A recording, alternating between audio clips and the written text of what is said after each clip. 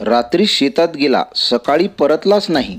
शेतकऱ्यासोबत जे घडलं त्यानं बीड हादरलं.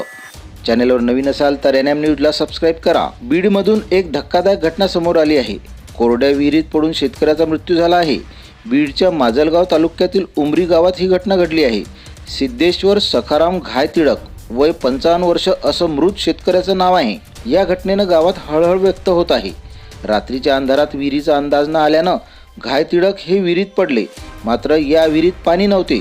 विहिरीमध्ये असलेल्या खडकावर आपटून ते गंभीर जखमी झाले आणि त्यांचा मृत्यू झाला. घटनेबाबत अधिक माहिती अशी की सिद्धेश्वर घायतिडक हे स्वतः त्यांच्या शेतातील आखाड्यावर जनावरे राखण्यासाठी मुक्कामी थांबले होते. रात्री झोपेतून उठले असता त्यांना विहिरीचा अंदाज न आल्याने त्यांचा तोल गेला आणि ते विहिरीत पडले. मात्र विहिरीत पाणी नसल्यानं त्यांना जबर मार लागला.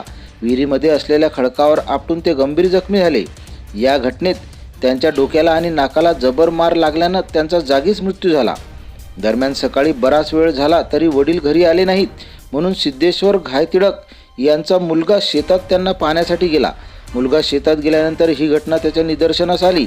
या घटनेमुळे घायतिडक कुटुंबावर शोककळा पसरली असून घायतिडक यांच्या पश्चात पत्नी, 6 मुली, 1 मुलगा, भाऊ असा परिवार आहे.